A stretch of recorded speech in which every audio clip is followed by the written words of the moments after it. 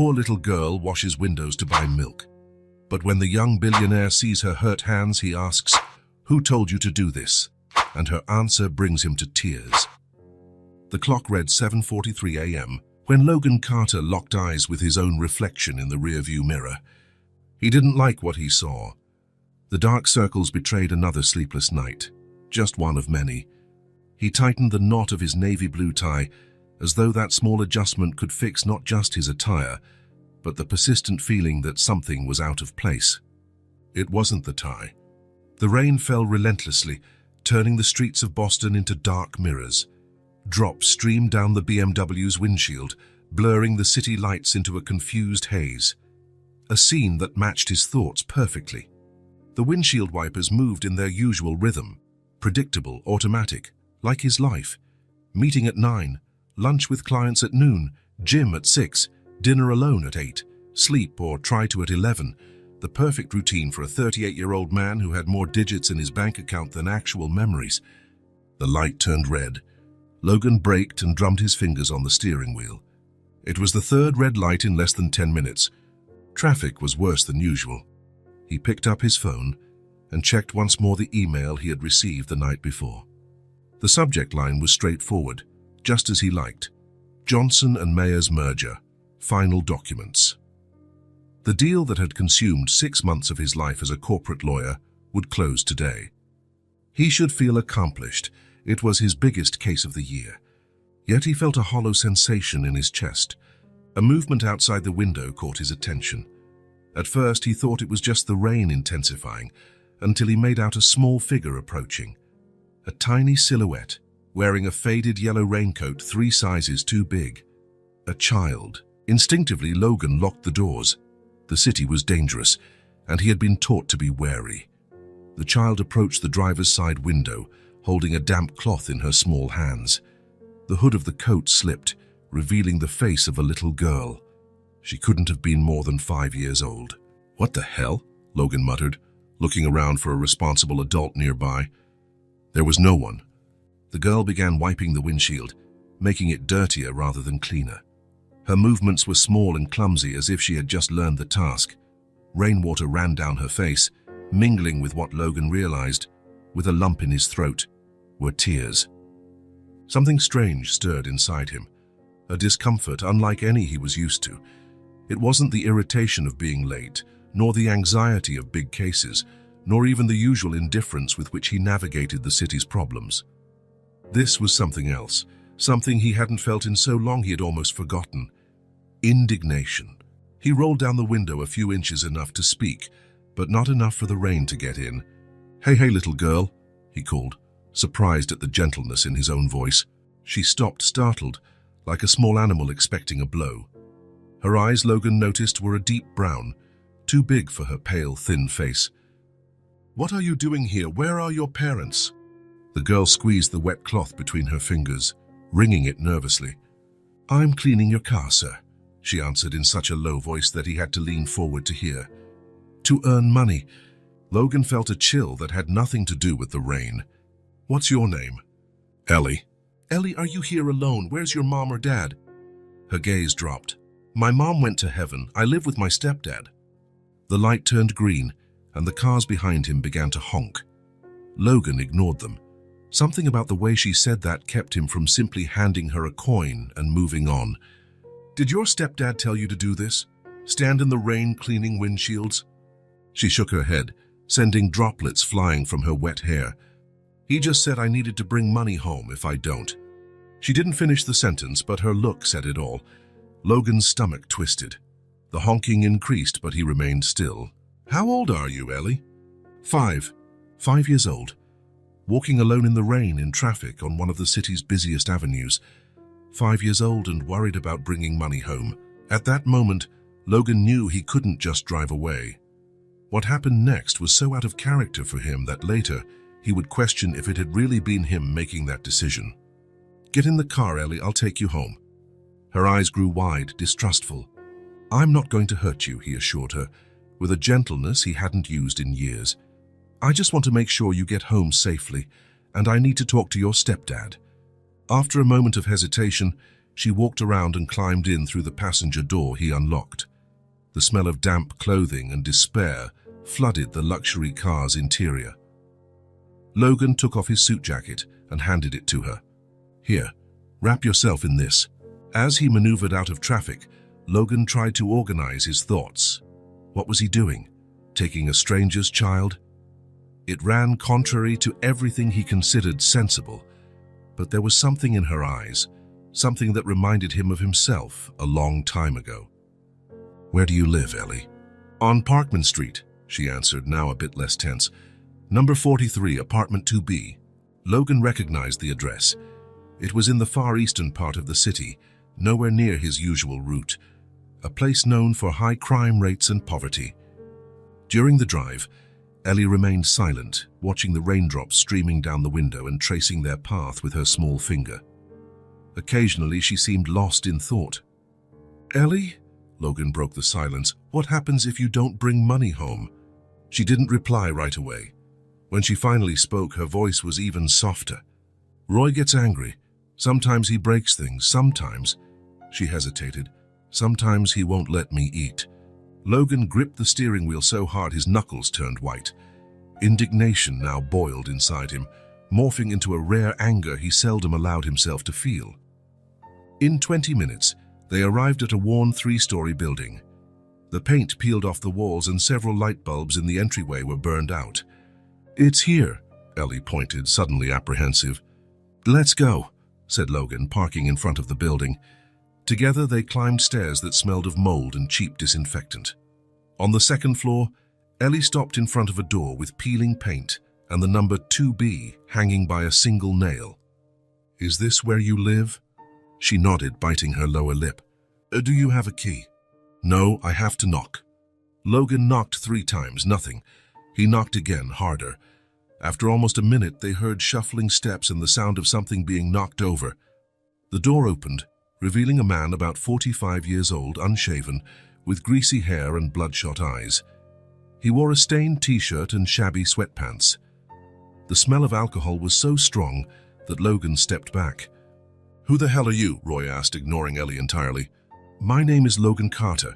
I found Ellie cleaning windshields by herself on Boylston Street in the rain, alone." Roy looked at Ellie as if only now noticing her presence. "So what did you bring?" he asked her, unconcerned about Logan. The girl trembled, clearly afraid. "Nothing, Roy, I'm sorry." The man stepped toward her menacingly. Logan instinctively placed himself between them. "Can we talk?" Logan asked, voice controlled yet firm. Roy spat on the floor. "What's this social services, the cops? I've got nothing to say." "Neither. I'm just a citizen concerned about a 5-year-old child begging for money in the rain.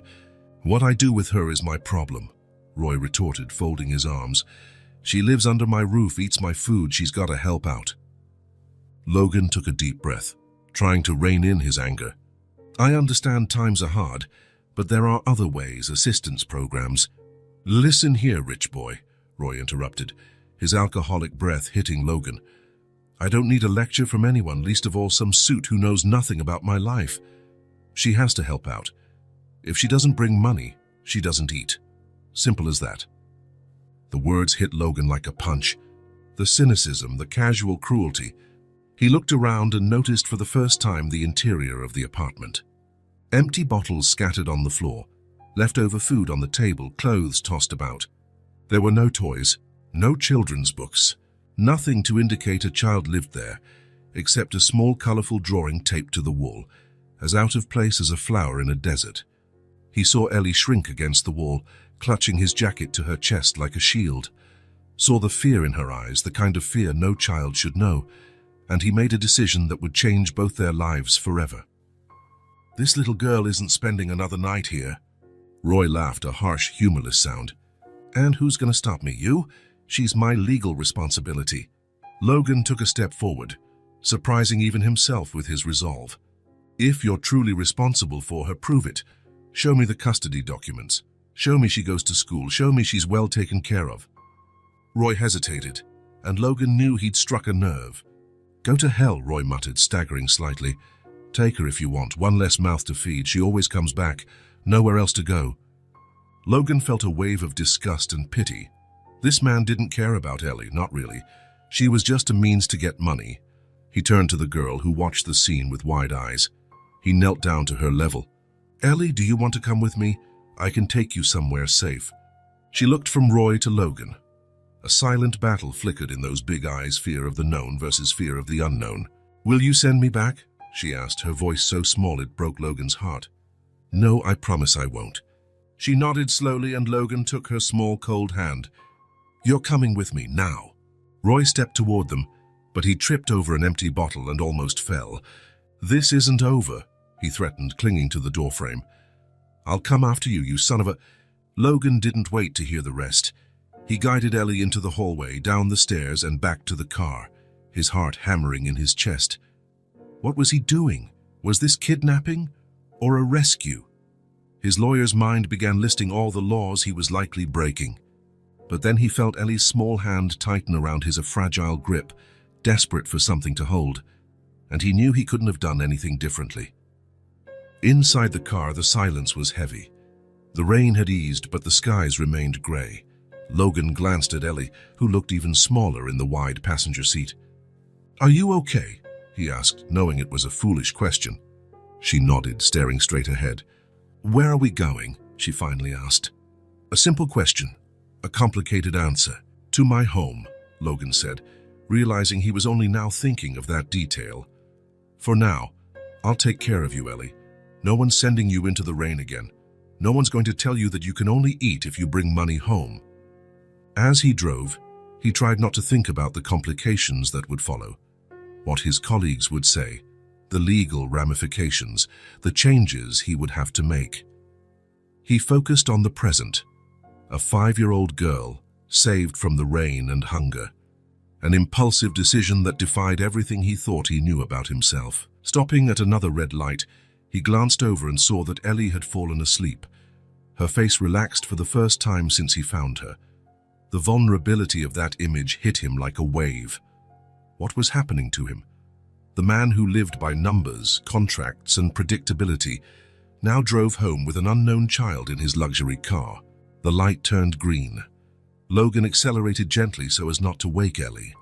While driving, he realized he had completely forgotten about his meeting, the big merger, everything that had seemed so vital just that morning. Now only one thing mattered, the small being asleep beside him, whose trust he had gained with a promise that he somehow knew would change his life forever. The key turned in the lock with a soft click. Logan pushed the door open and turned on the lights, revealing an apartment that looked like it belonged in a home decor magazine. Minimalist, organized, impeccable. Shades of gray, black, and white dominated the space.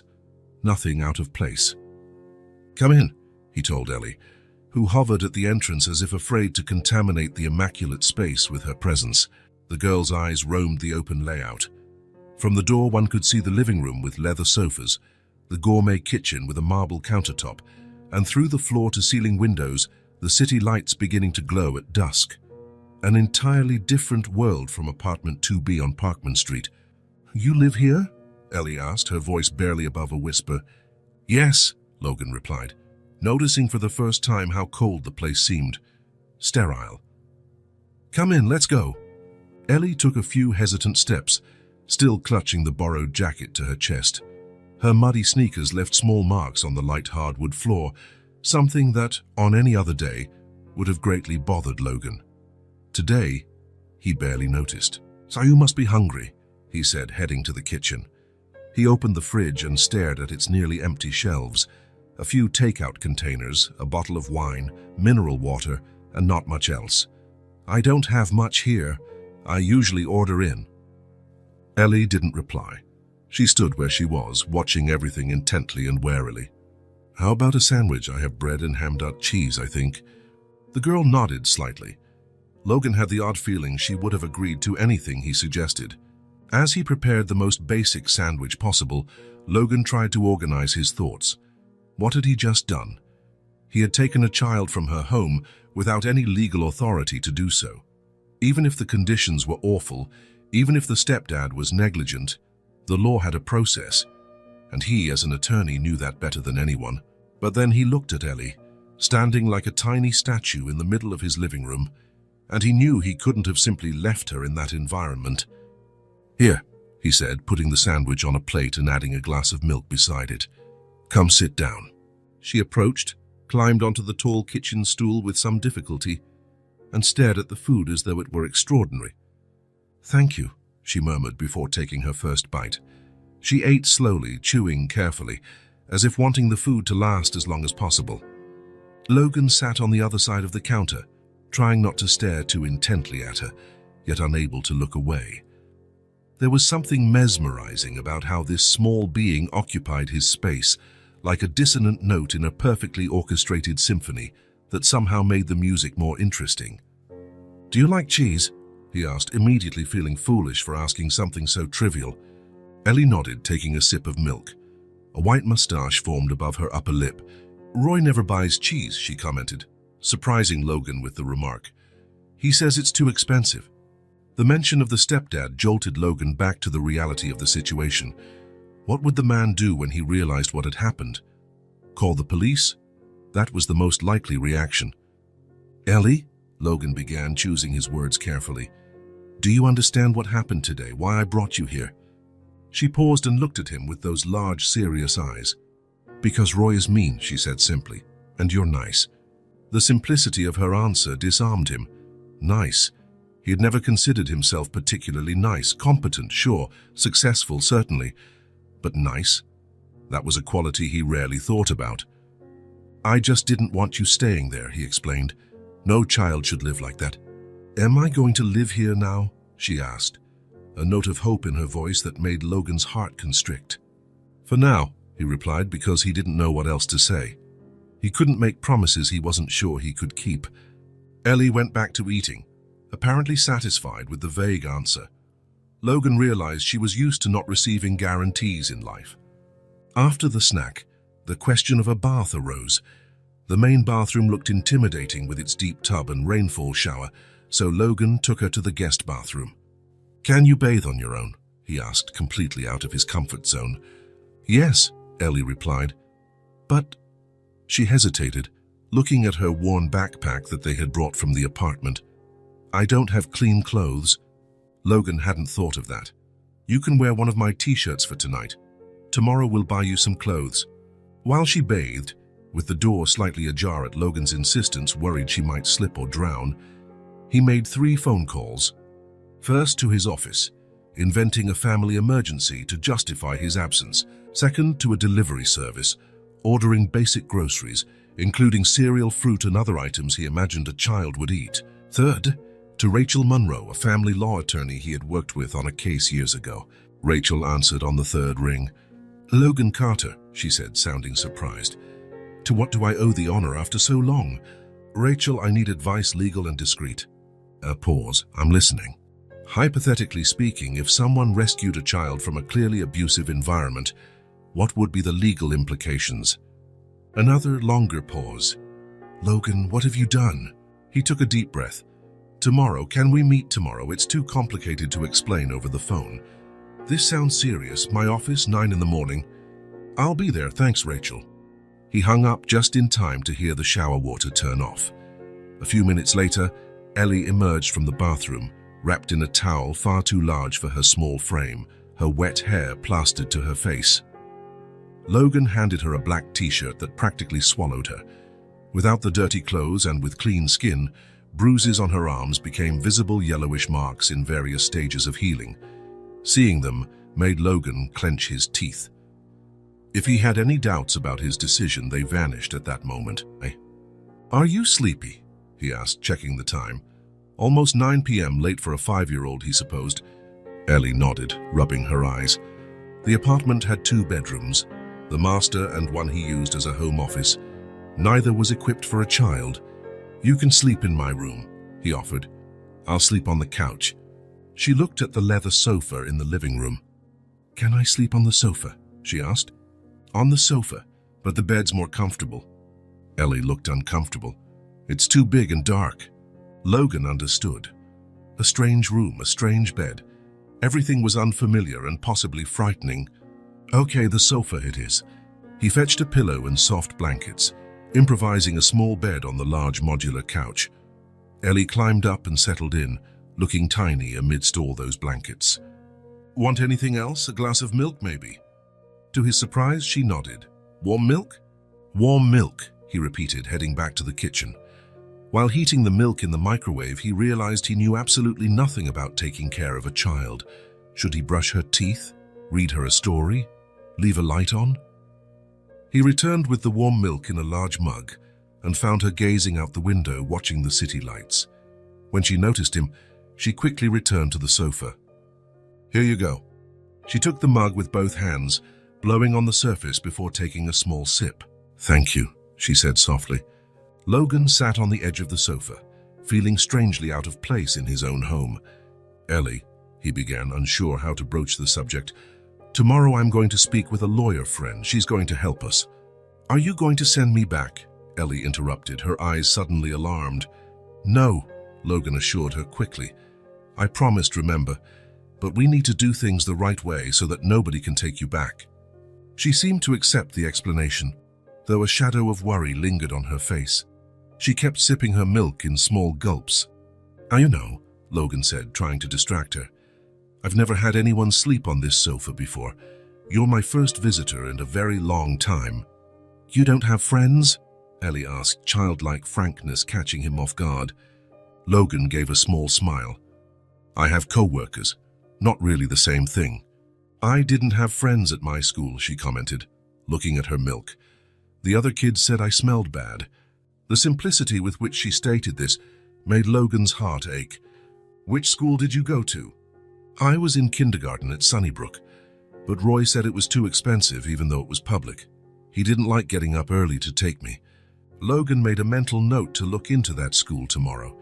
If she wasn't currently enrolled anywhere, that could complicate things further. Ellie finished her milk and handed the mug back to Logan. Her eyes were heavy with sleep.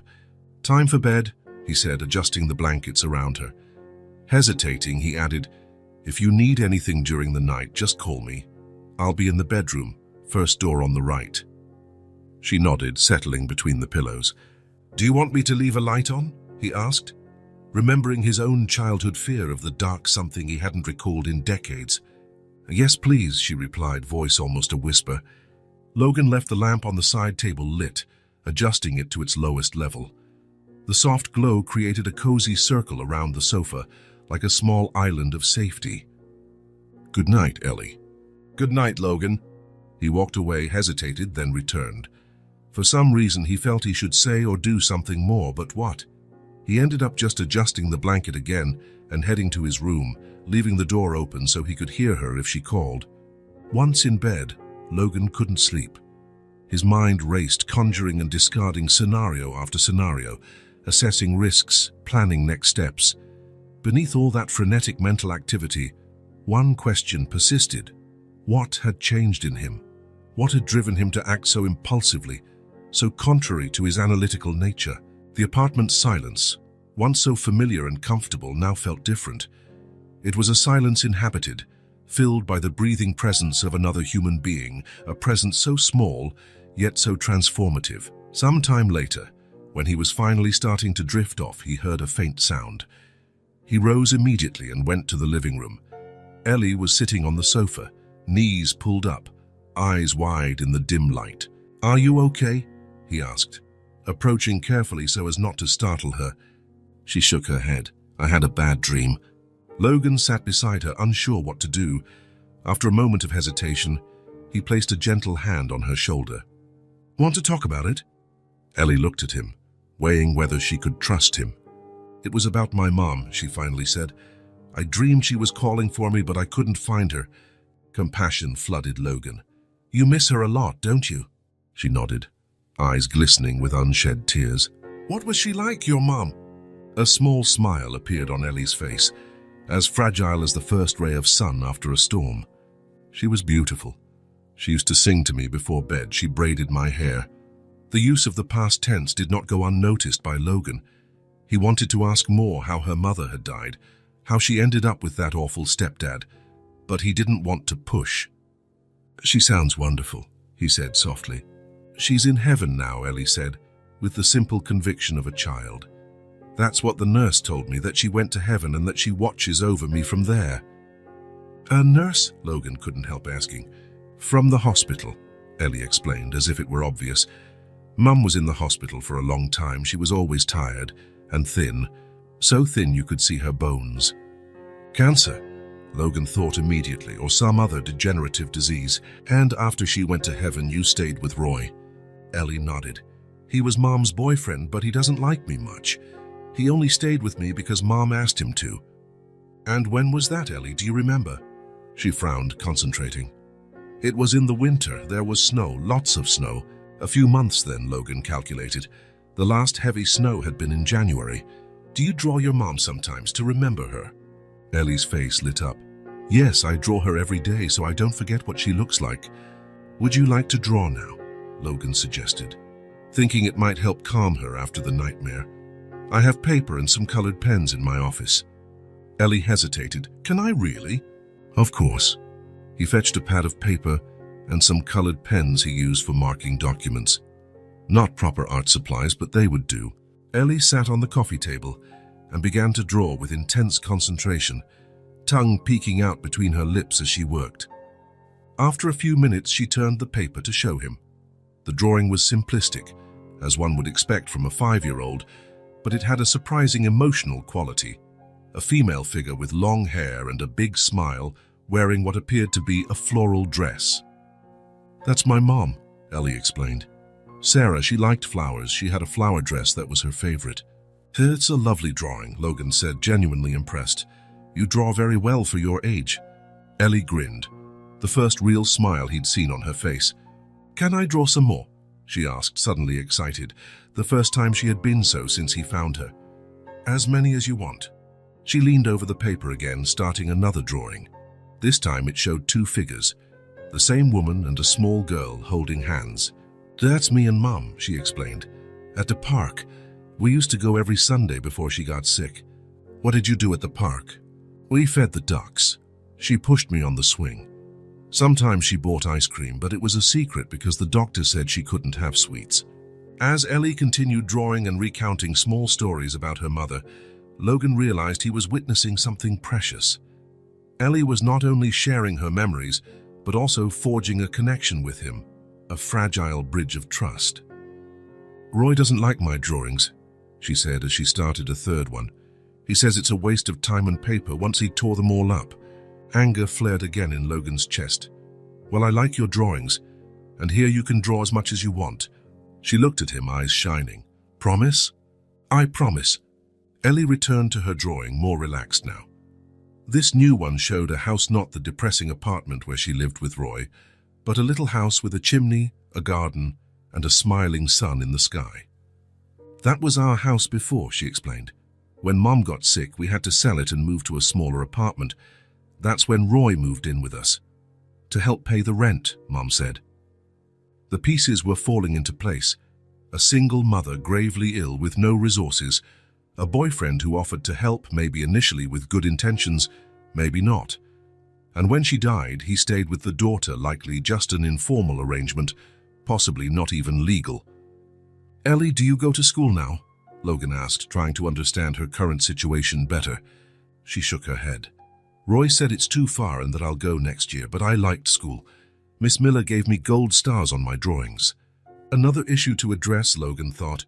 A 5-year-old should be in school. Ellie's eyes began to droop again, her pencil moving more slowly on the paper. I think it's time to go back to bed, he suggested gently. She didn't protest, carefully putting the pens away before returning to the sofa. Logan tucked her in again. Can I keep my drawings? She asked sleepily. Of course. We'll leave them right here on the table so you can see them when you wake up. She smiled, eyes already closing. Thanks, Logan. You're welcome, Ellie. Logan stayed there watching as she fell asleep. Her face, once tense and cautious, now relaxed, almost serene. The change was remarkable. He returned to his bedroom but left the door fully open this time. Lying in bed, staring at the ceiling, he thought about everything he had learned. An orphaned girl, left in the care of a man who clearly saw her as a burden, maybe even a source of income. A child with no school, no protection, no one to stand up for her. Until now. Logan closed his eyes, aware that his life had changed irreversibly in the last 12 hours. The man who woke up that morning lonely, focused only on his career, living an orderly and predictable existence, no longer existed. In his place stood a man with a little girl sleeping on his couch, a man who had made a promise he wasn't sure how to fulfill, but was determined to keep. The last thing he thought before falling asleep was Ellie's drawing of the little house with the smiling sun. It wasn't just a memory of her past, he realized. It was also a hope for the future, a safe home. And somehow, however unlikely, he wanted to be part of that future. Rachel Monroe's office occupied the 10th floor of a building in the financial district. Unlike the cold corporate style that dominated most law firms in the city, this office had a welcoming air. Real plants in the corners, colorful paintings on the walls, and a genuinely smiling receptionist. Logan held Ellie's hand while they waited in the lobby. The girl was especially quiet that morning, perhaps sensing his tension. She wore new clothes, just a simple outfit he had bought at the nearest department store as soon as it opened. Nothing fancy, just the basics so she wouldn't have to wear the same clothes as the day before. "Mr. Carter," the receptionist called, "Dr. Monroe will see you now." Logan stood, adjusting his tie in a nervous gesture. "Come on, Ellie." Rachel was standing when they walked into her office. A woman in her 40s with short brown hair, red-framed glasses, and a shrewd smile. Her gaze quickly assessed Logan, then settled on Ellie with professional interest. "Logan," she greeted, extending her hand. "It's been a while." Then she leaned down slightly, meeting Ellie's eye level. "And you must be Ellie. It's very nice to meet you." Ellie partially hid behind Logan's leg, just giving a shy wave. "Please have a seat," Rachel said, motioning to the chairs. "Logan, I have to say I'm curious. When you called yesterday, I pictured many scenarios, but none of them involved you showing up with a child." Logan took a deep breath and began telling everything from the moment he saw Ellie cleaning windshields in the rain, to the confrontation with Roy and the impulsive decision to bring her along. Rachel listened without interrupting, occasionally jotting down notes, her face maintaining a neutral, professional expression. "And last night she told me about her mother," Logan concluded. "Sarah. She died recently, apparently from a serious illness. Roy was just the boyfriend, not the biological father. And from what I understand, Ellie isn't even in school right now." Rachel nodded, setting her pen on the notepad. She looked at Ellie, who was flipping through a magazine on the coffee table. "Ellie, sweetheart, would you mind waiting outside with Denise, our receptionist? She has some children's books and maybe some colored pencils for you to draw with. I need to talk to Mr. Logan about grown-up things." The girl looked at Logan for approval. He nodded encouragingly. "It's okay, I'll be right here and I can see you through the glass door." Ellie agreed silently and left the office. Rachel waited until the door closed to speak again. "Logan," she began, her tone serious, "I'll be direct, what you did was technically kidnapping." Logan felt his stomach sink, though he had expected as much. "I know your intentions were good," she continued, "and from what you've described, the girl's situation was precarious, possibly abusive. But there are legal procedures for these cases. You should have contacted Child Protective Services." "And what would they have done?" Logan asked, frustration creeping into his voice. "Placed her in a shelter? Or worse, sent her back to Roy while they investigated? You know how the system works, Rachel. It's slow and flawed." Rachel sighed, removing her glasses and rubbing the bridge of her nose. "Yes, the system is imperfect, but now we're in a tricky spot. If that man Roy decides to report Ellie's disappearance, you'll be the prime suspect. After all, you went to his house and left with the girl." Logan felt a shiver run down his spine. He practically said he didn't care one less mouth to feed. "That may work in our favor, but it doesn't remove the legal issue." Rachel put her glasses back on. "Logan, I'm going to ask some tough questions. Are you prepared for what's ahead? Because it won't be easy." He nodded firmly. "If we file for temporary custody on your behalf, it'll be a battle. There will be investigations, social workers, hearings. Your life will be turned upside down, your background, finances, home, everything will be scrutinized." "I'm aware. Do you have any experience with children? Any nieces, godchildren?" Logan hesitated. No, I'm an only child and my few close friends don't have kids. Rachel studied him for a moment. Why are you doing this, Logan, really? We've known each other long enough to be honest. The question surprised him, not because he lacked an answer, but because he didn't know how to articulate it. I can't fully explain, he began, searching for the right words. When I saw her in the rain, so small and vulnerable, something changed in me. Then seeing how she lived, how that man treated her. He shook his head, frustrated by his inability to convey his feelings. She doesn't deserve that, Rachel. Nobody does, especially not a child. And if I can do something, I should. It's the right thing. Rachel watched him in silence for a few seconds, as though gauging his sincerity. Well, she finally said, at least your motivation seems genuine. But you must understand that the authorities won't care about your feelings. They'll want to know if you can take care of a child. You do have financial stability. That's not an issue. But do you have time, willingness, patience? Kids need far more than money and good intentions, Logan. I know, and I'm willing to learn to adapt. I already have, in fact. Rachel gave a small smile. I've noticed. I never imagined seeing you holding a child's hand, let alone buying children's clothes. Logan glanced through the glass door. Ellie was in the reception area, drawing something with intense focus. What about immediate legal matters, he asked, turning back to Rachel. What do we do next? First, she grabbed a new notepad. We gather all the information we can. The mother's full name, exact date of death, hospital where she was treated. We need to find out if there's any official documentation giving Roy custody, or if it was just a verbal arrangement. And we need info on Roy himself, full name, criminal record, if he has any legal right to the girl. Logan nodded, mentally trying to recall what Ellie had mentioned. Second, Rachel continued, we file for an emergency temporary custody petition citing risk. That'll give you some legal standing while we investigate further. For that, we need to document the conditions she lived in and any signs of abuse or neglect. She has bruises, Logan remembered. There are marks on her arms. We need a doctor to examine and officially document that. I know some who serve as experts in custody cases. I'll schedule an appointment today if possible. Rachel made a few more notes. And we need Ellie evaluated by a child psychologist. That will help establish her emotional state and corroborate any accounts of mistreatment. The list of tasks was growing, and Logan felt overwhelmed but also relieved to have a concrete plan. It'll be costly, Rachel warned, not just financially but in time and emotional energy. Are you truly ready for this? Logan looked at Ellie through the glass door again. She had finished a drawing and was proudly showing it to the receptionist, who smiled and praised her work. I am, he answered with a certainty he didn't know he possessed until that moment. We'll do whatever it takes. Rachel smiled, warmer now. Great, because I'll need a fully committed client to win this battle. She stood, indicating the consultation was over. I'll start the legal procedures today. Meanwhile, keep things low-key. Keep Ellie at home. Don't take her to public places unnecessarily. We don't want to draw attention until we at least have temporary custody on record. Logan nodded, feeling both anxious and determined. And Logan, Rachel added before opening the door, you're doing something extraordinary. Many people would see a problem and keep walking. You decided to stop and make a difference. That says a lot about you. He didn't know how to respond, unaccustomed to such praise.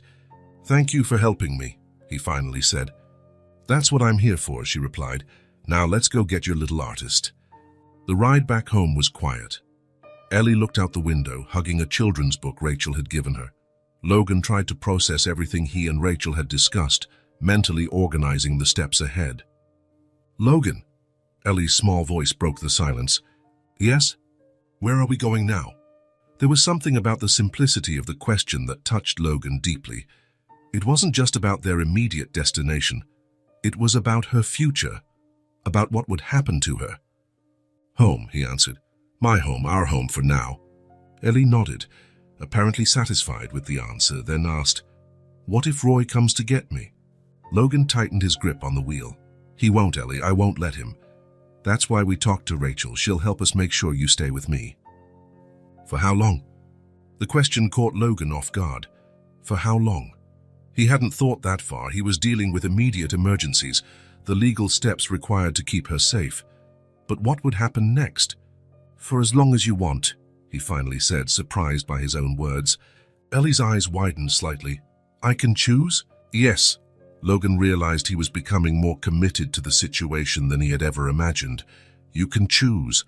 She was quiet for a moment, pondering, before saying, "I want to stay with you. You're kind and you have milk." Logan couldn't help smiling. The direct, simple logic of a child kindness and milk, enough to earn her trust. "Then it's decided," he said. "You stay with me and I stay with you." Once they arrived at the apartment, Logan realized he needed to make some adjustments.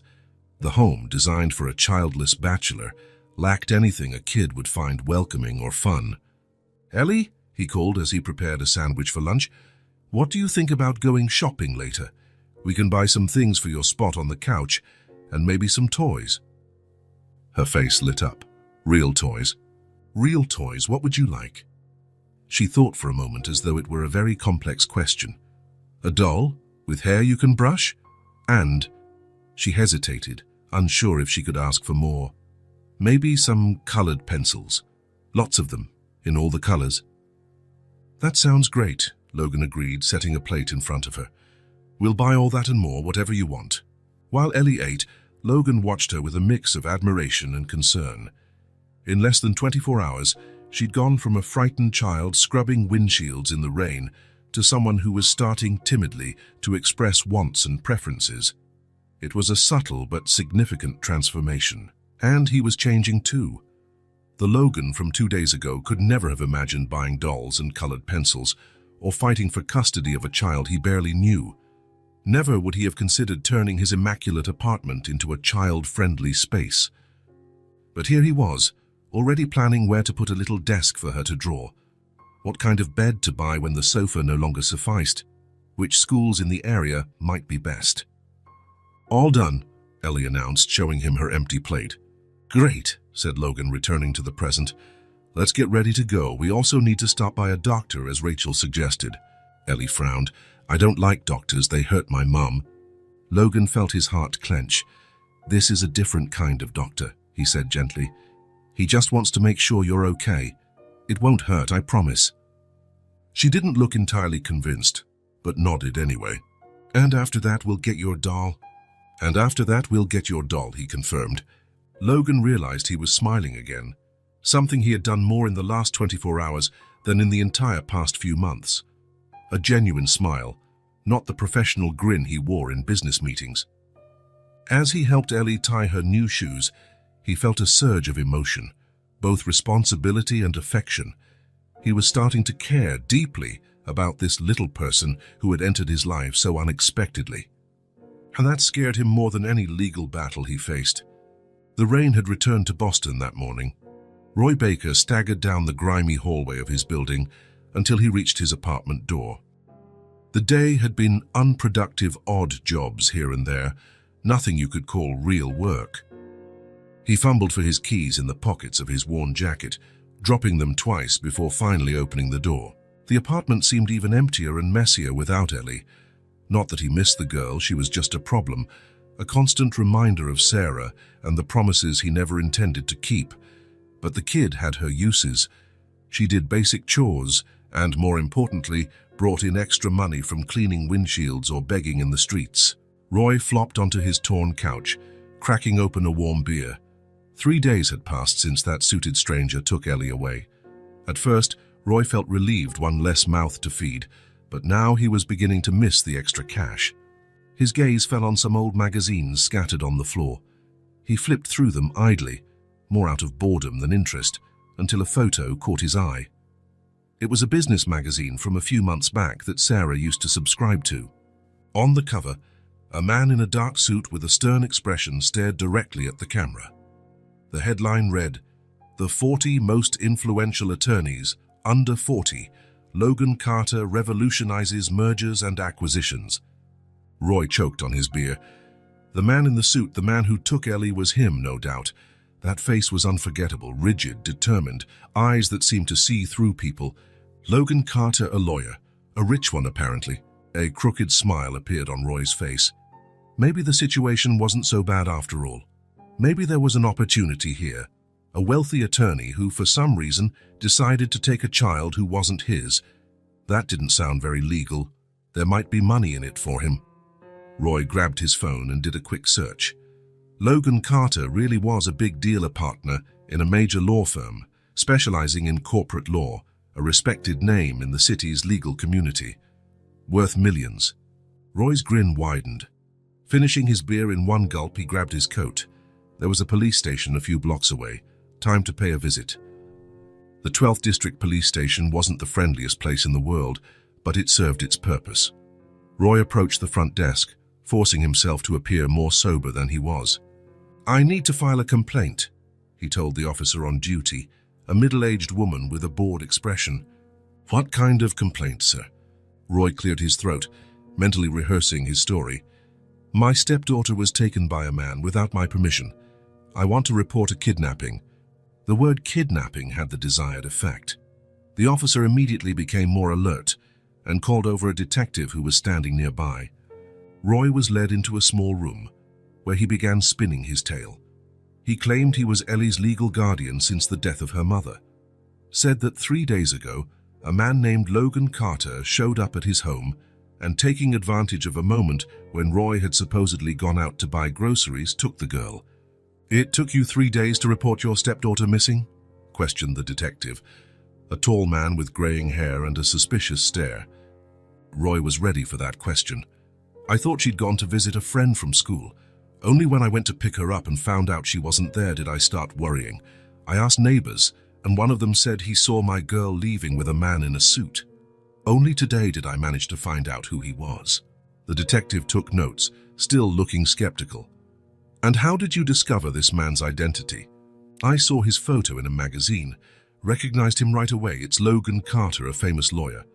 "What reason would he have to take your stepdaughter?" Roy shrugged, attempting to appear both confused and outraged. "I don't know, maybe. Maybe he's one of those perverts, you know, the ones who look respectable but have dark secrets."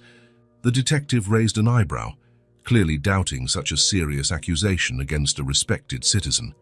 "Mr. Baker, that's a serious allegation. Do you have any proof?" "I have witnesses who saw him take my girl, and I have documents proving I'm her legal guardian." That was a lie. Roy had never formalized his relationship with Ellie, but he hoped the police wouldn't check on that right away. After more questions, the detective left the room, leaving Roy waiting. 15 minutes later, he returned with another officer. "Mr. Baker, we'll file your complaint and investigate. If what you're saying is true, we'll take the necessary steps to get your stepdaughter back." Roy nodded, trying to appear like a concerned guardian. Inside, he was calculating how much he could squeeze out of that wealthy lawyer to keep quiet. Logan's apartment now looked different. Small signs of Ellie's presence were everywhere. Colorful drawings stuck to the fridge, a doll perched on the sofa, pencils and papers spread out on the coffee table. In just 4 days, the once impersonal space had come to life. Ellie was on the living room rug, drawing intensely with her new colored pencils, one of her favorite gifts since Logan took her shopping. Her now clean, well-cared-for hair fell over her shoulders as she bent over her paper. Logan watched her from the kitchen as he prepared dinner, something he never used to do, preferring takeout. Now, however, he found a strange satisfaction in cooking for Ellie, in seeing her try new flavors, in chatting about her day as they ate together. The phone rang, interrupting his thoughts. It was Rachel. "Logan, we have a problem," she said without preamble. "Roy filed a police report against you." Logan felt his blood go cold. "When?" "This afternoon. He's accusing you of kidnapping." "Damn," Logan muttered, stepping away so Ellie wouldn't hear. "He didn't seem to care at all when we left." "Well, now he's playing the concerned guardian. The police are already looking into it. I heard it from a contact at the station." "So now what?" "We'll have to speed things up. We already have the medical report documenting Ellie's bruises, and the psychologist has a preliminary assessment. I'm filing for the emergency custody order tonight. But be prepared, Logan. It's likely you'll get a visit from the police in the next few hours." After hanging up, Logan looked at Ellie, so absorbed in her drawing, so unaware of the legal storm gathering around her.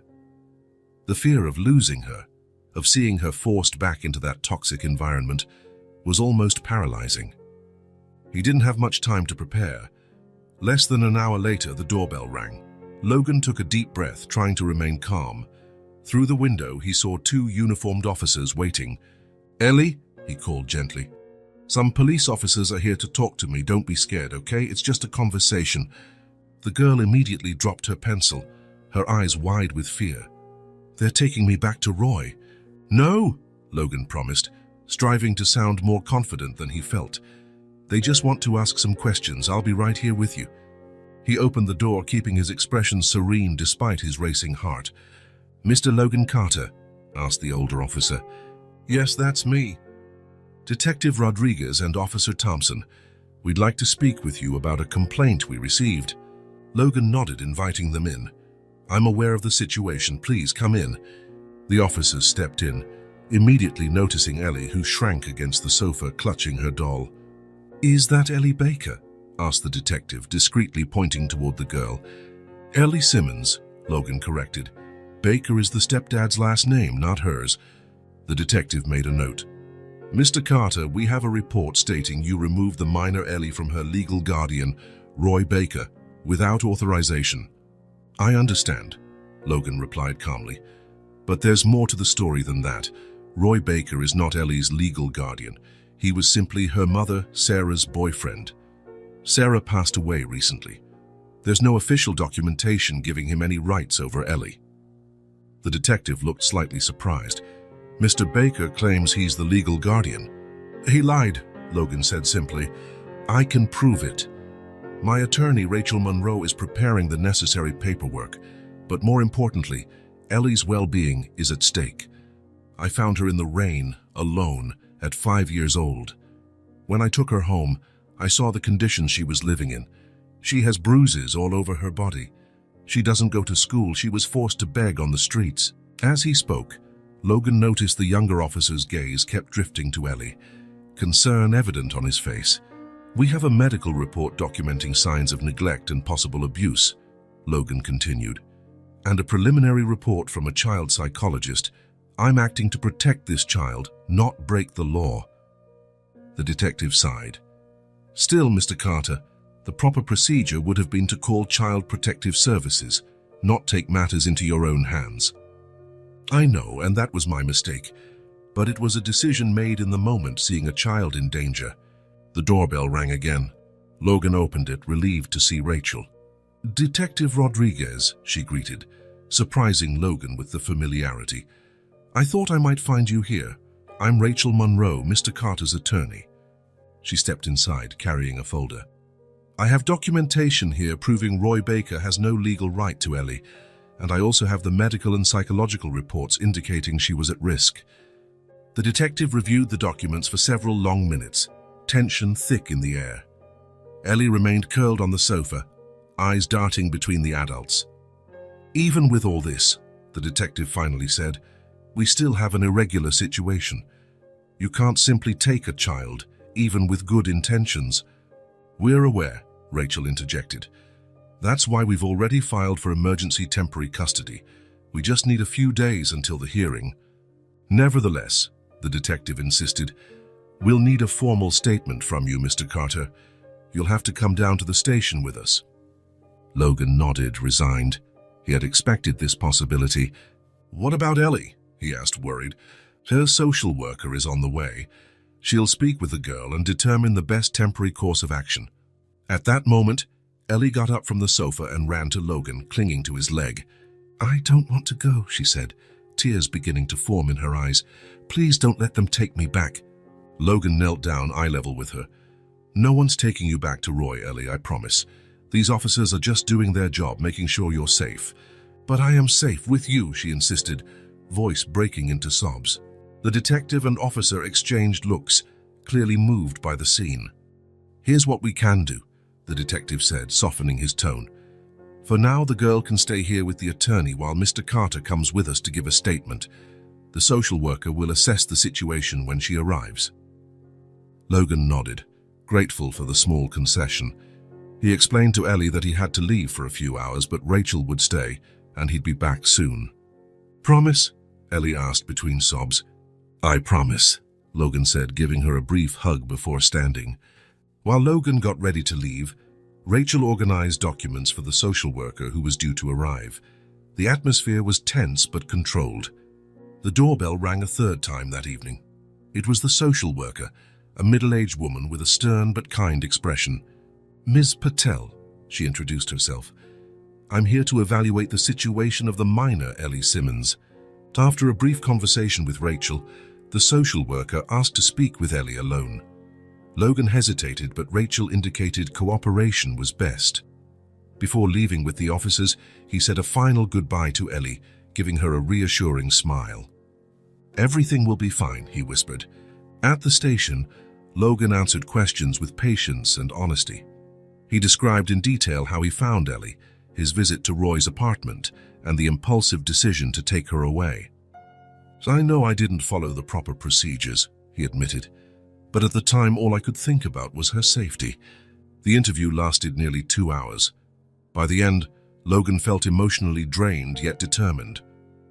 Exiting the interrogation room, he found Rachel in the hallway. "How did it go?" she asked. "As well as it could, I think. What about Ellie?" The social worker just finished interviewing her. "Logan, you won't believe what happened." Before Rachel could elaborate, Ms. Patel approached them, accompanied by Ellie, who immediately ran to Logan, wrapping her arms around his legs. "Mr. Carter," the social worker began, "I had a long talk with Ellie. She's a very bright, articulate girl for her age." Logan nodded, placing a protective hand on Ellie's shoulder. "Usually in situations like this, the child would be placed in foster care temporarily, while the custody issue is resolved," Ms. Patel continued. "However, given the circumstances and the clear bond between you two, I'm recommending that Ellie remain in your care until the hearing." Logan could hardly believe his ears. "Thank you," he said, sincere. "What made you decide that?" The social worker smiled gently at Ellie. "Something she said during our conversation. When I asked what happened on the day you took her, she answered quite sincerely, 'I asked him to take me.' Then she explained how you treat her well, how she finally has real meals, how she's no longer scared. In all my years of service, I've rarely seen a child advocate for an adult so convincingly." Logan looked at Ellie, both surprised and deeply moved. She smiled at him, a confident smile that contrasted sharply with the frightened child he'd found in the rain just 4 days prior. "So what happens now?" he asked. "Now we prepare for the hearing," Rachel responded. "With Ms. Patel's favorable report, our chances have just improved significantly." As they left the station, night had fully fallen. Ellie, exhausted by the emotionally charged day, fell asleep in the car almost immediately. "She really said that?" Logan asked Rachel as he drove. "I asked him to take me?" Rachel smiled. "She did. And a lot more. She talked for almost an hour, telling them all about Roy, how you rescued her, how safe she feels now." Logan glanced in the rearview mirror at Ellie, asleep in the back seat, a feeling of protection and affection flooding his chest. The battle was far from over. Roy wouldn't give up easily, especially now that he knew who Logan was. There would be more interrogations, hearings, uncertainties. But in that moment, driving through the quiet city with Ellie safe in the back seat, Logan felt something he hadn't experienced in a long time: hope. And for the first time, he allowed himself to imagine a future where he and Ellie would be a real family. Rachel's office looked like a command center. Documents piled high, sticky notes of various colors marking important pages, and 3 computers displaying different databases. Logan and Rachel had been working for 3 days straight, piecing together every scrap of information that could help their case. "Look at this," Rachel said, sliding a folder toward Logan. "I got the mother's medical records. Sarah Simmons died 6 months ago from advanced pancreatic cancer." Logan opened the folder, scanning hospitalization dates, attempted treatments, the doctor's notes on her gradual decline. The final page contained something that made his stomach drop. A statement signed by Sarah, dated 2 weeks before her death, expressing her wish for Ellie to stay in Roy Baker's care. "This complicates things," he muttered. Rachel leaned over to read the document. "Yes and no, it's a simple statement, not a legally recognized guardianship document. And it was made under extreme circumstances, She was in the hospital, likely on pain medication, with no legal counsel. But it still expresses her will. The will of a dying mother who believed Roy would take good care of her daughter, Rachel clarified. Legally, what matters now is that he didn't fulfill that responsibility. Logan nodded, flipping through the pages to find more records. No father in the picture. No mention in any of the records. Ellie's birth certificate says father unknown. That at least simplified one aspect. There was no other adult with parental rights to contest their petition for custody. What about Roy? Logan asked. What do we have on him? Rachel grabbed another, thicker folder. This is what my investigator found. Roy Baker, 46. History of unstable employment, mostly in construction. 3 drunk and disorderly arrests in the past 2 years. 1 assault charge that was dropped. Victim refused to press charges, probably out of fear. Nothing specifically involving children? No, but that doesn't weaken our position. His pattern of unstable behavior, alcoholism, inability to keep a job, all of it builds our argument that he's not fit to raise a child. Logan thumbed through the documents. Police station mugshots, employment records that rarely lasted more than a few months. A portrait of a drifting man dragging everyone around him into his chaos. And Ellie's medical reports.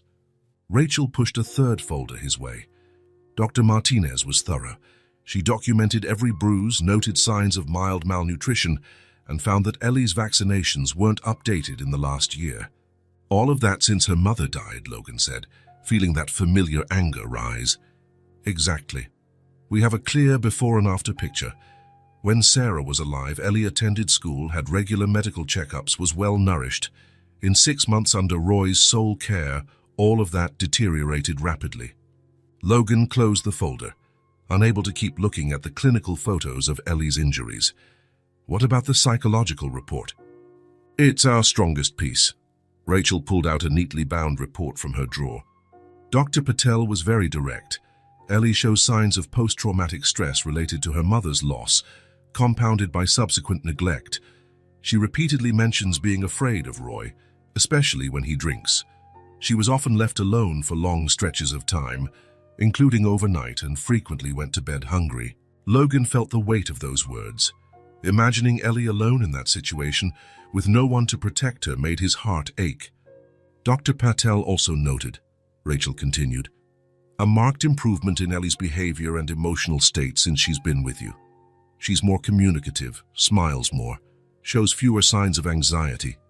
That strongly supports our case. What's our timeline? The preliminary hearing is in 3 days. If all goes well, we'll secure temporary custody for 6 months, enough time to build the case for permanent custody. Logan nodded, running a hand through his hair in a gesture of exhaustion. He'd slept little these past days, balancing work with Rachel and caring for Ellie. Oddly enough, he didn't miss his old, orderly, solitary routine. Logan, Rachel said, shutting the folders, it's going to work out. We have a strong case. Roy has no resources for a good lawyer, and even if he did, the facts are against him. I hope you're right. I am, she smiled confidently. Now go home, Ellie's probably waiting. He checked his watch. Almost 6 in the evening. The babysitter Rachel had recommended had been with Ellie since morning. Another adjustment to his life he wouldn't have imagined making just weeks ago. Thank you, Rachel, for everything. Don't thank me yet. Thank me when we win. Returning home, Logan found Ellie and Mrs. Chen, the babysitter, painting at the kitchen table. The scene was so domestic, so different from the lonely order he used to come home to, that for a moment he just stood in the doorway, silently observing. Mr. Carter, Mrs. Chen greeted him when she noticed him. Welcome back, we've had a productive day. Ellie lifted her head, a huge smile lighting up her face when she saw him. Logan, look what I made. She held up a colorful painting, 3 people, holding hands under a blue sky. Logan instantly recognized himself on the right in a typical suit, Ellie in the middle wearing a pink dress, and on the left a female figure with a golden halo over her head. That's my mom, Ellie explained, pointing to the haloed figure. She's watching us from heaven. Logan felt a tightness in his chest. It's a beautiful picture, Ellie. Mrs. Chen smiled, starting to clean up the paints. She has a natural talent for art. You should consider classes. That's a good idea, Logan agreed, placing the drawing on the fridge alongside several others Ellie had made over the past few days. How was the rest of your day? Great.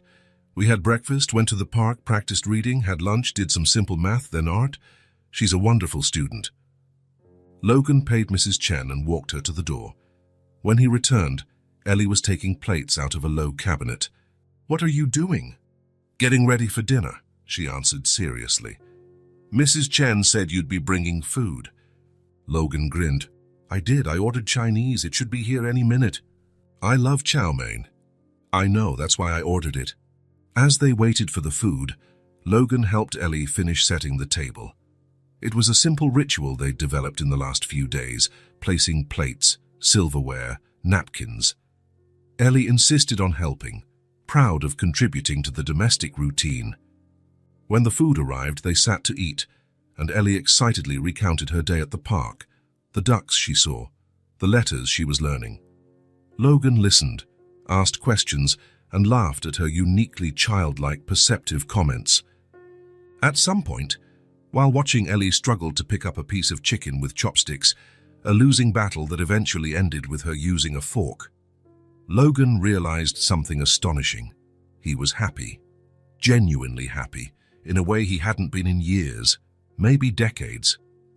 After dinner and their nightly reading session, something that had become part of their routine, Logan put Ellie to bed. In the first days, she still slept on the couch, but it soon became clear she needed her own space. Logan quickly converted the guest room, once a makeshift office, into Ellie's bedroom. The walls were still beige, but he'd promised they'd paint them together in whatever color she chose. Logan, Ellie called as he was about to leave the room after a goodnight kiss. Yes? Do I ever have to go back to Roy? The question caught him off guard, though he knew it was always on her mind. No, Ellie. We're doing everything we can so you'll never have to. Promise? Logan sat on the edge of her bed. Remember when we first met? What did I promise you? That you wouldn't send me back. Exactly, and I always keep my promises. She smiled, apparently reassured, and closed her eyes. Logan stayed a few minutes longer watching her drift off, amazed at how children can trust so openly, even after so many disappointments. Back in the living room, he poured himself a glass of wine and sat on the couch, case documents spread on the coffee table. He should review everything again to prepare for the hearing, but his thoughts were elsewhere. For the first time in many years, he thought about his own childhood distant parents, always busy with their careers. The constant feeling of being an inconvenience, a secondary project. There was never physical neglect. He always had the best money could buy. But the emotional void, oh, that he knew well. Maybe that was why he'd never formed a family, why he avoided deep relationships. He had convinced himself that he was better off alone, that solitude was a conscious choice, not a rooted fear. Now suddenly there was Ellie, a child who burst into his orderly, solitary life, turning it upside down, and instead of resenting the disorder, he embraced it. The drawings on the fridge, the children's books on the coffee table, the small purple toothbrush next to his in the bathroom, all these signs of another human presence in his space now brought him comfort rather than anxiety. Was this what family meant? Not the solemn duty his parents seemed to feel, but this simple joy in someone else's company, this constant concern for another person's well-being, this desire to protect, to nurture, to just be there. Logan picked up the drawing Ellie had made, now in his hands after he'd taken it down from the fridge. 3 figures holding hands, an improvised family, born of chance and courage, born of rain and despair, of 2 souls recognizing they needed each other. Tomorrow there would be more documents to review, more strategies to discuss with Rachel, more preparation for the hearing. The legal battle was only beginning. Roy might come up with new tactics, new arguments. The system could throw unexpected obstacles in their path. But that night, sitting alone in the quiet living room, hearing Ellie's soft breathing from the bedroom, Logan felt a certainty that transcended all the legal questions. They were already a family. The papers, the documents, the court decisions, those would only formalize what was already in their hearts. For the first time, the word family no longer frightened him. On the contrary, It felt like the answer to a question he hadn't known he was asking his entire life. The Family Assistance Center was a modern building with pastel walls and furniture designed to be calming. Logan held Ellie's hand while they waited in the lobby. Today was the official family assessment, a crucial step in the custody process. Rachel had explained it was standard procedure. Ellie would be interviewed by a specialized psychologist, and Logan would undergo an evaluation with social workers to determine his fitness as a guardian. "Are you nervous?" he asked, noticing Ellie swinging her legs anxiously from a chair too big for her. She nodded. "A little. What will they ask me?" "Just about how you feel, what it's been like living with me. There's nothing to be afraid of, just tell the truth." Ellie squeezed his hand a bit tighter. "What if they don't believe me?" "They will. Grown-ups can usually tell when kids are being honest." A door opened, and a middle-aged woman with a tablet appeared. "Ellie Simmons, I'm Dr. Foster. Would you come with me?" Ellie looked at Logan, seeking reassurance. He smiled encouragingly. "It'll be quick," he promised. "I'll be right here when you're done." Reluctantly, Ellie let go of his hand and followed the psychologist into another room. Logan checked his watch. Rachel should arrive any minute with more documents they needed for the assessment. 15 minutes later, Rachel walked into the waiting area, cheeks flushed as if she'd been running. "Sorry I'm late," she said, sitting beside Logan, "but I have important news." "Good or bad?" "Both. First the good.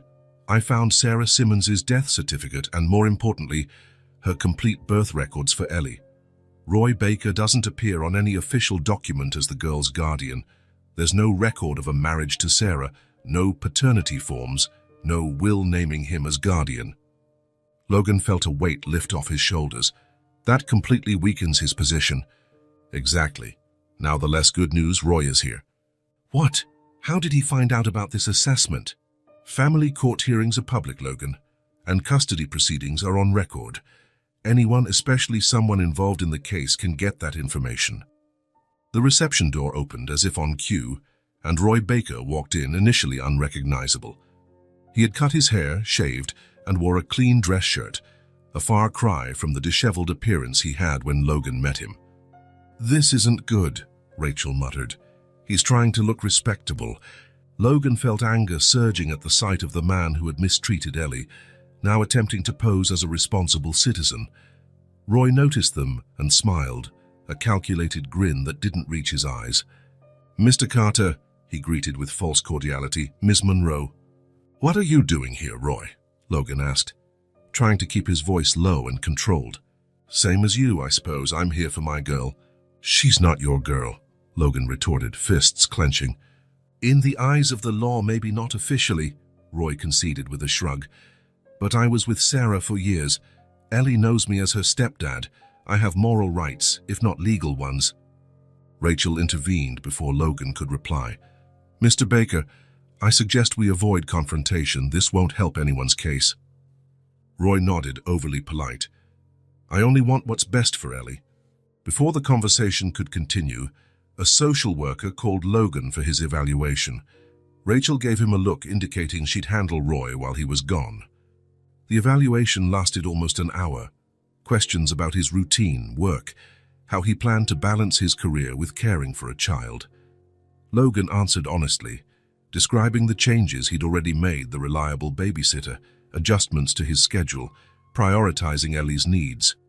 When he returned to the waiting area, he found Rachel alone going through papers with a focused expression. "Where's Roy?" he asked, looking around. "He got called for an evaluation too," she said without looking up. "Even though he has no formal legal rights, the court wants a complete picture of everyone involved." "And Ellie?" "Still with the psychologist. Those evaluations can be lengthy." Logan sat down, bracing himself for more waiting.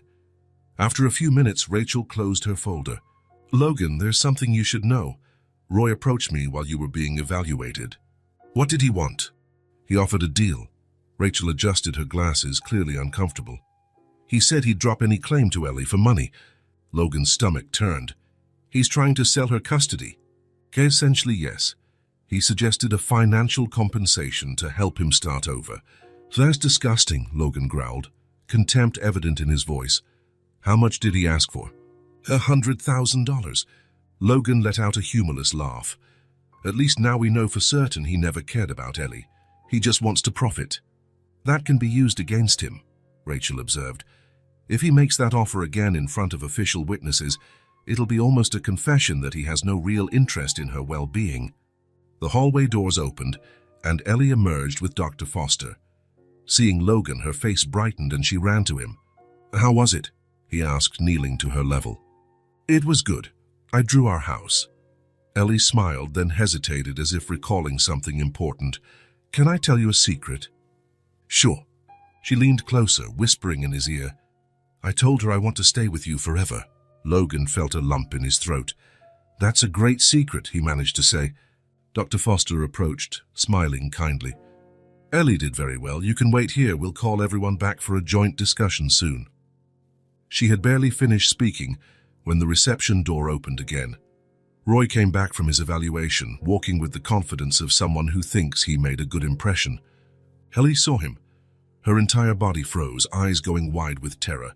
Then came a scream, high-pitched, visceral, loaded with pure fear. "He's going to take me. Don't let him take me."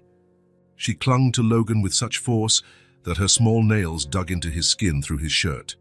Her body shook violently, tears streaming down her face. "I don't want to go back. Please, please." Her reaction was so intense, so genuinely terrified that everyone in the room stopped. The receptionist stood up, alarmed.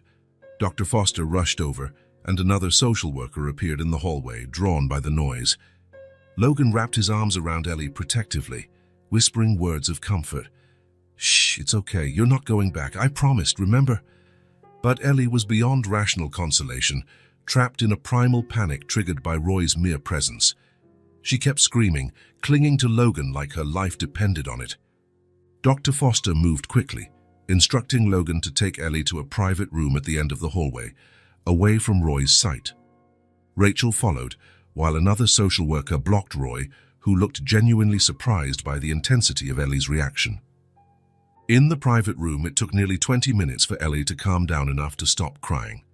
Even then, she refused to let go of Logan's hand. Dr. Foster watched closely, occasionally making notes on her tablet. "Ellie," she finally said, her voice calm and professional, "can you tell me why you were so scared when you saw Roy?" Ellie looked at Logan, who nodded encouragingly. "It's okay, you can tell her." He's mean," Ellie said softly. "When he drinks, he gets really mad. He breaks things one time." She hesitated, as though recalling something especially painful.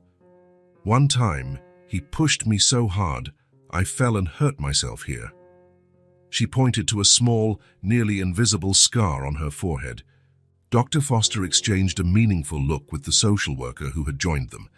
This spontaneous reaction, this visceral fear, was more telling than hours of rehearsed statements could ever be. "Thank you for telling us, Ellie," said the doctor. "You were very brave." Rachel, who had stepped out briefly to make some calls, returned with important news. "I just got a very interesting phone call," she announced, barely containing her excitement.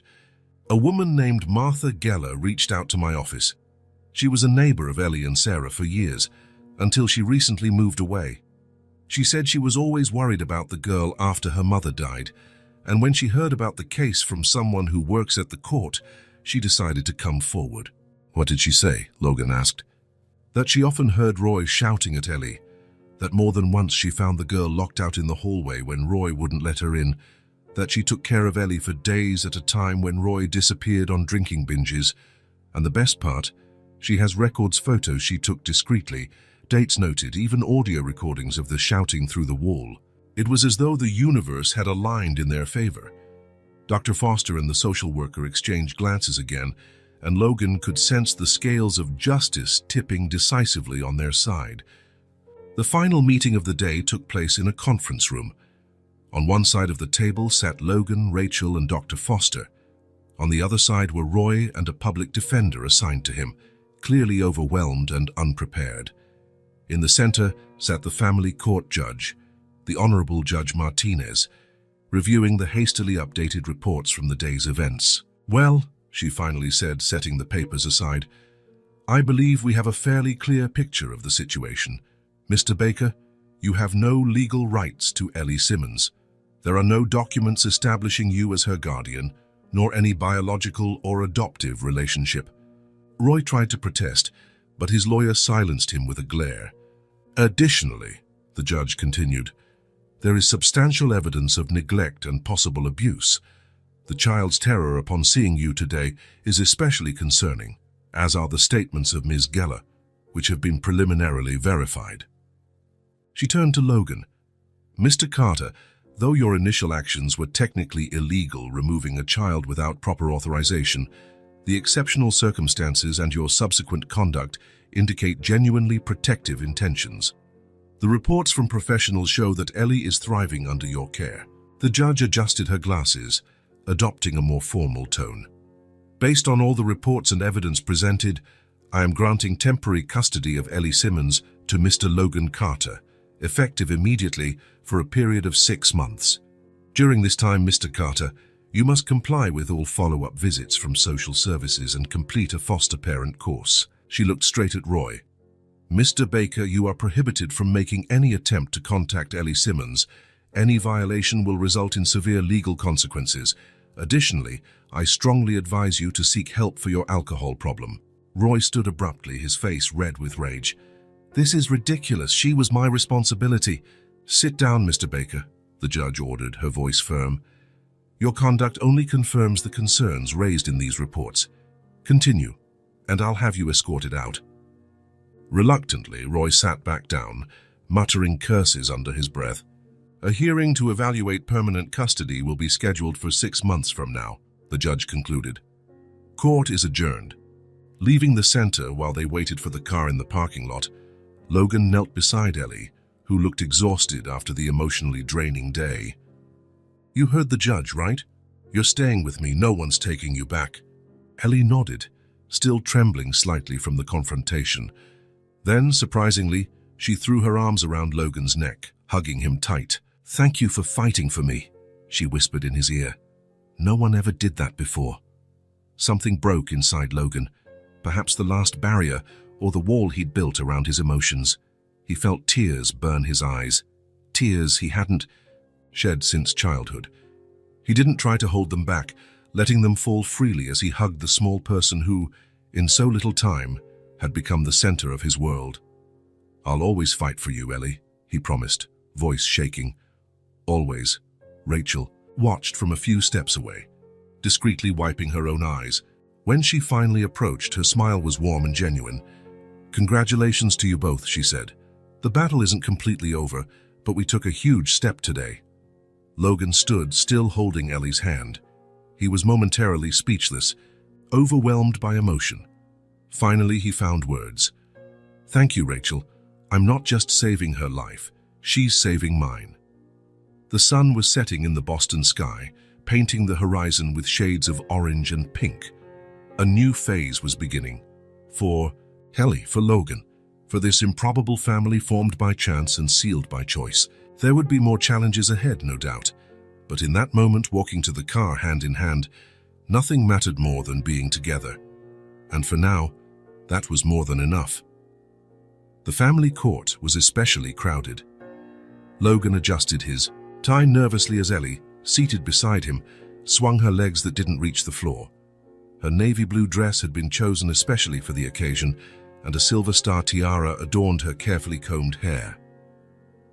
6 months had passed since the provisional custody was granted. Months of social worker visits, foster parent courses that Logan attended diligently, reports and evaluations.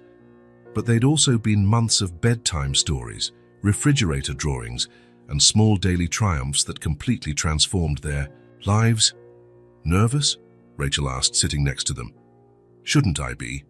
Logan answered. All the reports are positive.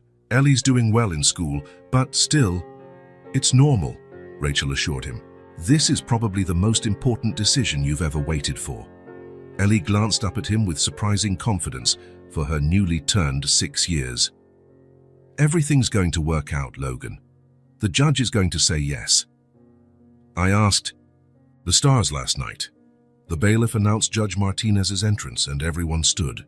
After the formalities, the judge began reviewing the case. We're here for the final hearing on the permanent custody of Ellie Simmons, she declared. Over the last 6 months, We've closely monitored the temporary arrangement granted to Mr. Logan Carter. She flipped through the documents before continuing. I have all the reports here, and I must say it's rare to see evaluations so consistently positive. Logan kept his attention on the judge as she cited findings. The social worker notes, and I quote, "The transformation in Ellie's well-being is remarkable. She shows confidence and a healthy bond with her guardian. Mr. Carter has completely reorganized his life to prioritize the child's needs." The judge looked up over her glasses. One thing stands out in all these reports: the word family. Not a family in the traditional sense, perhaps, but a unit formed by choice, commitment, and most importantly, genuine love. She paused, looking directly at Ellie. "Ellie, do you want Mr. Carter to be your permanent guardian?" Ellie stood up immediately. "I want him to be my dad," she said clearly, "not just my guardian." A murmur spread through the room. The judge smiled and turned to Logan. "Mr. Carter, are you aware of the permanent responsibilities this custody entails?" Logan rose to his feet. "I'm fully aware, Your Honor, and there's nothing I want more." The judge nodded, satisfied. "This court hereby grants permanent custody of Ellie Simmons to Mr. Logan Carter, with all the legal rights and responsibilities therein." She banged the gavel, its echo reverberating in the courtroom. "I should add that Mr. Roy Baker is permanently prohibited from any contact with the minor." Ellie looked up at Logan, her eyes shining. "Is it over? Are you my permanent guardian now?" "Yes," he replied, his voice catching. "No one can separate us now." Without warning, Ellie jumped off her chair and into Logan's arms. "We won," she exclaimed, drawing smiles from everyone around. "Yes, we won," Logan agreed, hugging her tightly, not caring about the tears escaping his eyes. The drive home was initially quiet, both of them absorbing this profound change in their lives. "Logan," Ellie finally said, breaking the silence. "Yes? What should I call you now?" The question caught him off guard. "What do you mean?" "Well, you're not just Logan anymore. You're my permanent guardian." She pronounced each syllable carefully. "You can call me whatever you feel comfortable with," he replied. "Logan is still fine. Or could I call you Dad someday?" she finished, looking out the window as though it were a casual question. Logan felt a lump in his throat. "That would be the greatest honor of my life," Ellie smiled. "Okay, I'll think about it." When they got home, they found a surprise. On the door was a colorful sign made by Mrs. Chen. "Congratulations, Logan and Ellie." Inside there was a cake with the same words written in bright icing, a small gesture that made Ellie jump for joy. "Can we eat it now?" she asked, running to the kitchen. Logan laughed. "It's a special day, so I think we can have dessert first." That night, Ellie fell asleep quickly, exhausted by the intense day. Logan lingered in her room, just watching her sleep, overwhelmed by the idea that now, officially, she was his family. The next morning, Logan woke to the sound of clanging pans in the kitchen. Alarmed, he rushed out of bed to see what was happening. He found Ellie standing on a stool, stirring a large mixing bowl, flour everywhere. "Ellie, what are you doing?" She turned, beaming, her face streaked with flour. "I'm making pancakes to celebrate, but I think I put in too much flour." Logan surveyed the kitchen, now a white battleground, and instead of annoyance, he felt only amusement. "I think we need more milk to balance it out," he said, grabbing an apron. Together, they fixed the batter and started cooking. Some pancakes fell on the floor, others turned out misshapen, but a few came out almost perfect. "Look, this one looks like a heart," Ellie exclaimed, pointing at a slightly deformed pancake. "You're right," Logan agreed. "It's the best one." As they ate, generously drenched in maple syrup, Ellie looked at Logan seriously. "Now that I'm yours forever, can I learn to read properly? Like the big kids in my class?" "Of course you can," Logan replied. "You're already making progress in school, right?" She scrunched her nose. "Yes, but I want to read real books, big books, without pictures." Logan smiled. "We'll work on it together, a little bit every day." After breakfast, as they cleaned the mess, Logan had an idea. "How about we make a chore chart, with time for reading, for drawing?" Ellie's eyes lit up. "Can I decorate it?" "Of course, it's your chart." An hour later, they'd improvised a corkboard, with Ellie decorating each section with stars and hearts while Logan helped schedule a routine. "I think we need more books," he said when they finished. "How about a trip to the bookstore this afternoon?" She nodded enthusiastically. After lunch, they headed to the bookstore, Ellie holding his hand firmly the whole way. In the children's section, Logan watched her carefully examine covers, flip through pages reverently. They left with a bag full of books, for Ellie to practice, others for Logan to read to her, and an illustrated dictionary she insisted was essential for someone who wants to learn everything. Back at the apartment, they curled up on the sofa to explore their treasures. Logan suggested starting with The Giving Tree. "Read it with me," Ellie said, settling beside him. Logan began, reading slowly, pointing to each word. In some parts, Ellie kept up, recognizing words she already knew. In others, she listened intently, absorbing the sounds and meanings. As the story progressed, a tale of unconditional giving, Logan realized he was just as captivated as Ellie. Perhaps because in some way it mirrored his own journey. Discovering that opening space in your life for another person brings profound enrichment you never thought possible. When they finished, Ellie stayed still, resting her head on Logan's shoulder.